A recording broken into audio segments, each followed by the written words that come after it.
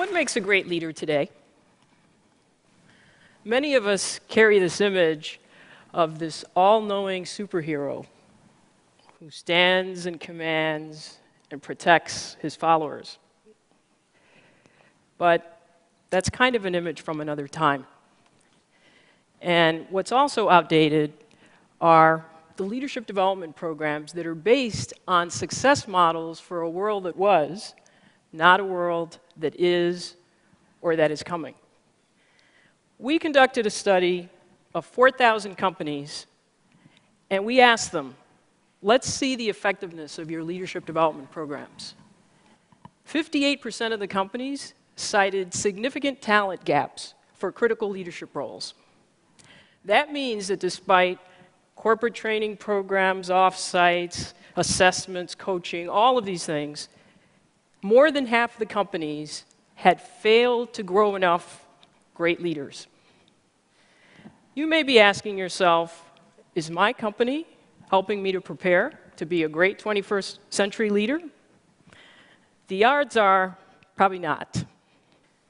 Now, I've spent 25 years of my professional life observing what makes great leaders. I've worked inside Fortune 500 companies, I've advised over 200 CEOs, and I've cultivated more leadership pipelines than you can imagine. But a few years ago, I noticed a disturbing trend in leadership preparation.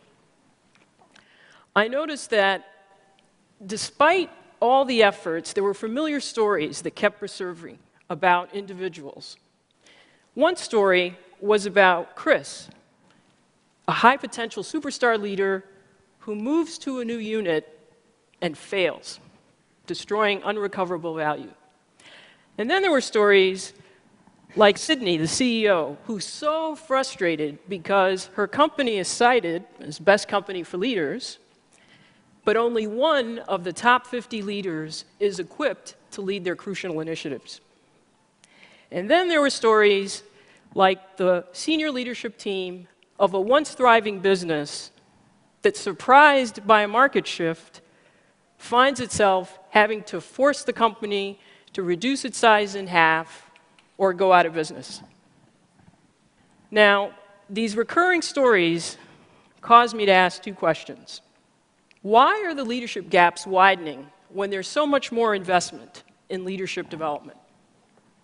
And what are the great leaders doing distinctly different to thrive and grow? One of the things that I did is I was so consumed by these questions and also frustrated by those stories that I left my job so that I could study this full time. And I took a year to travel to different parts of the world to learn about effective and ineffective leadership practices in companies, countries, and nonprofit organizations.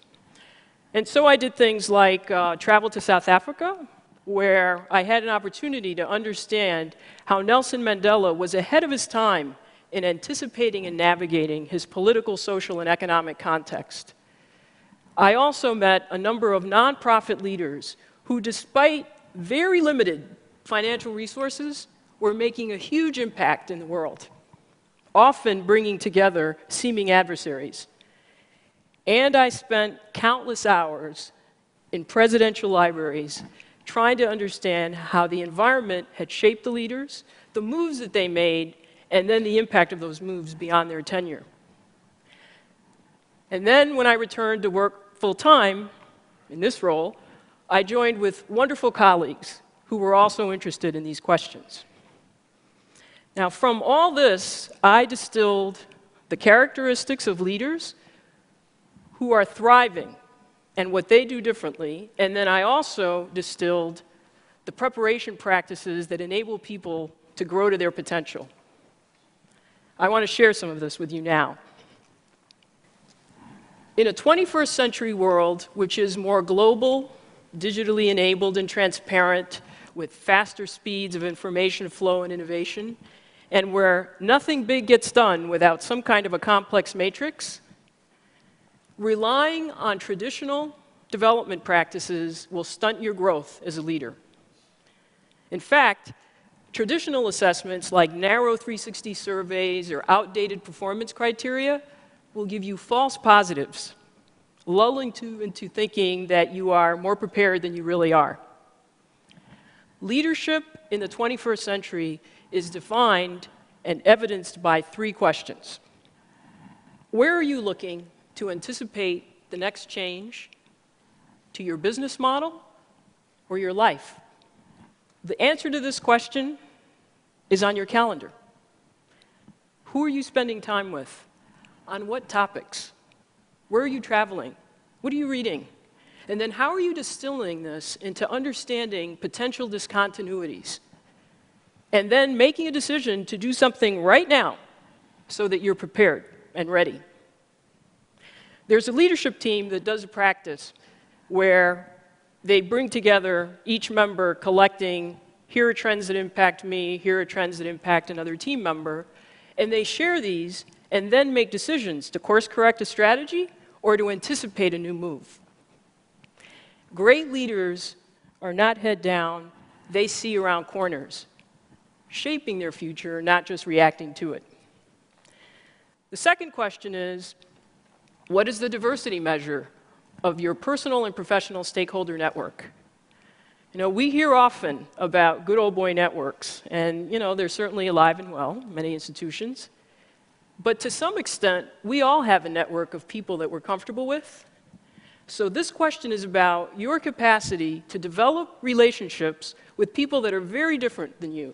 And those differences can be biological, physical, functional, political, cultural, socioeconomic. And yet, despite all these differences, they connect with you, and they trust you enough to cooperate with you in achieving a shared goal. Great leaders understand that having a more diverse network is a source of pattern identification at greater levels and also of solutions, because you have people that are thinking differently than you are. The third question, are you courageous enough to abandon a practice that has made you successful in the past? There's an expression, go along to get along. But if you follow this advice, chances are, as a leader, you're going to keep doing what's familiar and comfortable. Great leaders dare to be different. They don't just talk about risk-taking, they actually do it. And one of the leaders shared with me the fact that the most impactful development comes when you are able to build the emotional stamina to withstand people telling you that your new idea is naive or reckless or just plain stupid. Now, interestingly, the people that will join you are not in your usual suspects in your network. They're often people that think differently and therefore are willing to join you in taking a courageous leap. And it's a leap, not a step. More than traditional leadership programs, answering these 3 questions will determine your effectiveness as a 21st century leader. So what makes a great leader in the 21st century? I've met many, and they stand out.